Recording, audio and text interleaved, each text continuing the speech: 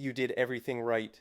The water butt is full of free rein. The drip irrigation line is laid, neat as you like, a dripper at every plant. You connect the two, open the tap, and step back. Nothing, not one drip.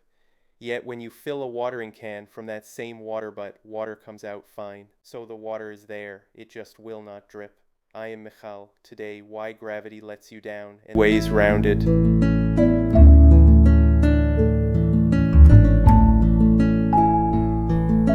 Why does every gardener in Britain try this at least once? Because on paper it is perfect. The rain falls on your roof for nothing. The butt catches it for nothing. And if you are on a water meter, every liter of it is a liter. The meter never sees. Better still, gravity does the carrying. No plug, no batteries, no bill. Water has been moved this way for centuries. Canals and castles ran on nothing else. And for plenty of us, it is not even a choice. My allotment here in Belfast, like most, has no mains tap at all. What lands on the shed roof is the water I get. So in my first season, I did the obvious thing. I stood my butt on 2 pallets, felt like an engineer, and plumbed a drip line straight into it. It stayed dry as a sermon. Total drips, 0. Back in episode 4, when we talked pressure and head, I asked you to park exactly this problem for later. Today we come back for it. And the answer starts with one small, humbling number.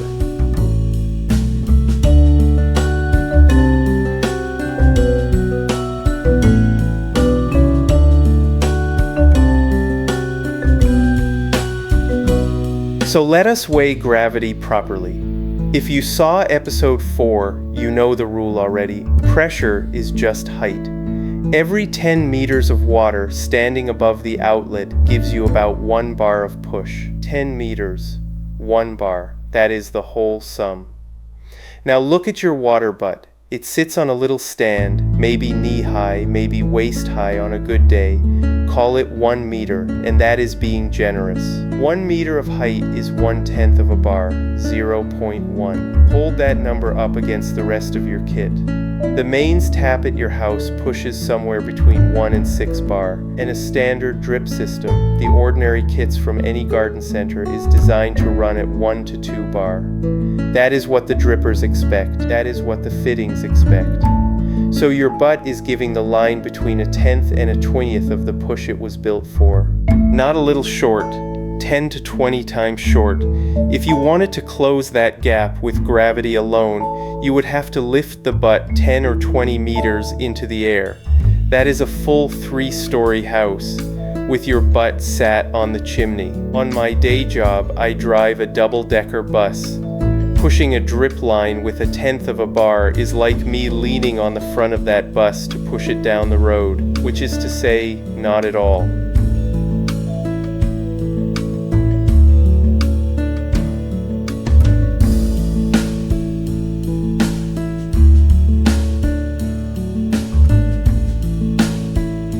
But here's the thing, 10 to 20 times short should still give you something, a sad dribble at least. So why do most people get nothing at all? Because there is a second ambush, and it is hiding inside your timer. If you watched episode 11, you met the pilot diaphragm valve, the little gate inside almost every battery timer. It does not open by muscle. It borrows the water's own pressure to lift its rubber diaphragm. Clever on the mains, fatal on a butt. Below its minimum working pressure, the diaphragm simply never lifts. 1/10 of a bar is under that floor.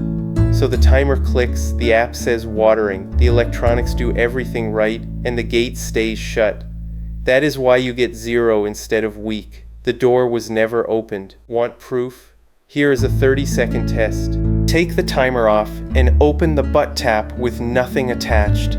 If a lazy trickle comes out, your butt is fine and your valve was the wall. And even past the valve, there is one more toll. A standard dripper is not an open hole. It is a restrictor, built to choke 1 or 2 bar down to a slow, steady drip. Feed it 1/10 of a bar and it chokes what little push you had down to nothing at all. Every part of a standard system assumes mains pressure. Take that away and each part in its own polite way says no. So gravity needs different kit, or it needs help. 3 ways to do it.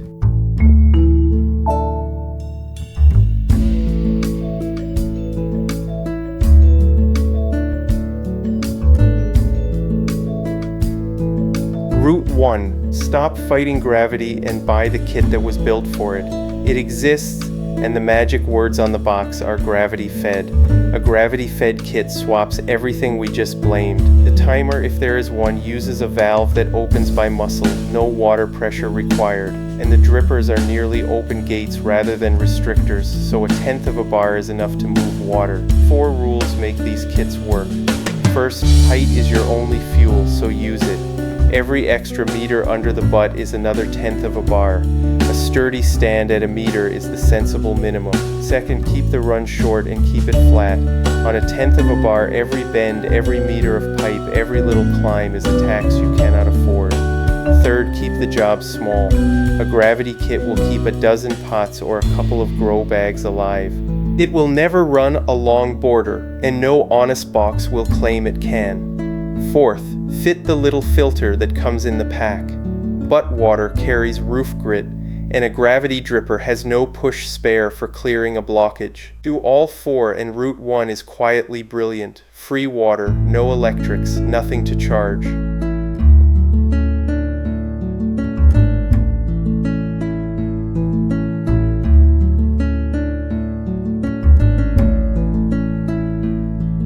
Route 2. If gravity will not make pressure, make your own. The tool for the job is a small 12-volt water pump, the kind sold for caravans and boats.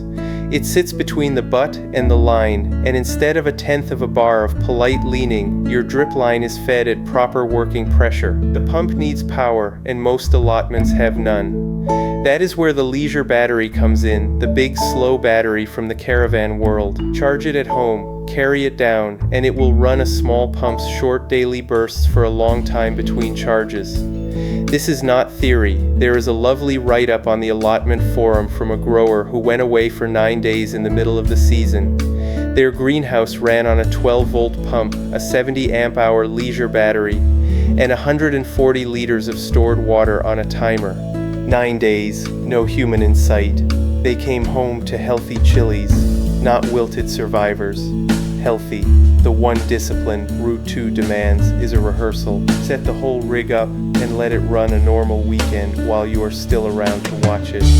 Count what it actually uses, only then trust it with a holiday. A pump you have never tested is not a system, it is a hope.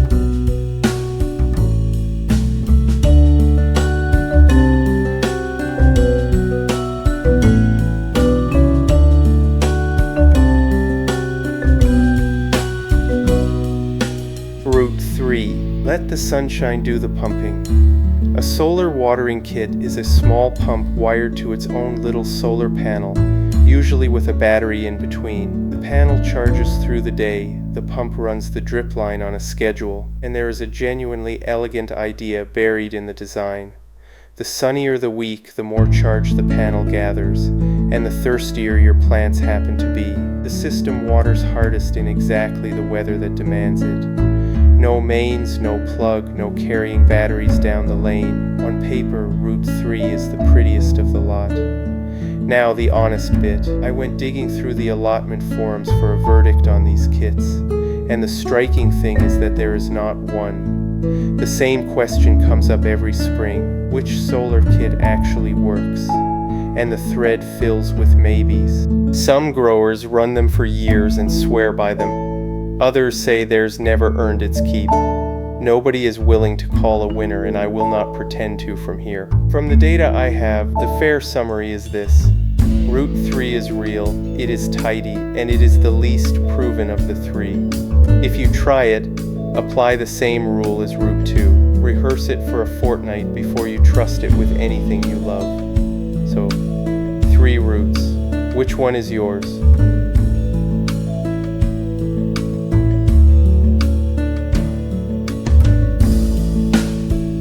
A quick word on the kit I use, and this week it is nearly a warning. The timer I run at home is the Johgee 4-zone. On a mains tap, it is exactly the right tool. It expects mains pressure, and its 4 zones let one outdoor tap run the lawn, the greenhouse drip, and the pots on their own schedules.